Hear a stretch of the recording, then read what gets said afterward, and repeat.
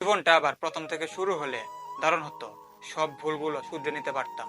জীবন যুদ্ধে আমাদের লড়াইটা প্রিয়জনদের সাথে হয়ে থাকে, কোনো শত্রুর সাথে হয় না। কপালে সুখ লেখা না থাকলেও সে কপালে পাথর ঠুকলেও লাভ নেই, এতে কপালটা ফলে কিন্তু ভাগ্য একটুও ফলে না। কাউকে জীবন থেকে সরিয়ে দেওয়ার প্রথম লক্ষণ হচ্ছে কথা না বলা। কাউকে জীবন থেকে সরিয়ে দেওয়া দ্বিতীয় লক্ষণ হচ্ছে ব্যস্ত আছি পরে কথা বলছি। মন খুলে কথা না বললে মানুষ অসুস্থ হয়ে যায়। সম্পর্ক কমে যাওয়ায় যদি তোমার দুশ্চিন্তা হয়, তাহলে হায়াত কমে যাওয়ার কারণে তোমাকে কান্না করা উচিত। বিয়ের জন্য ডিভোর্সে 2 বছরের বাচ্চার মাকে পছন্দ হয় না, কিন্তু পরকীয়া করতে 4 বাচ্চার মাকেও নায়িকা মনে বলে হয়। কি আজব আমরা, তাই না? ছোট ছোট নরমালি ব্যাপারগুলোকে নিয়ে আপনার বুকের পাশে ব্যথা অনুভূতি হবে, এগুলা পাত্তা দিবেন না।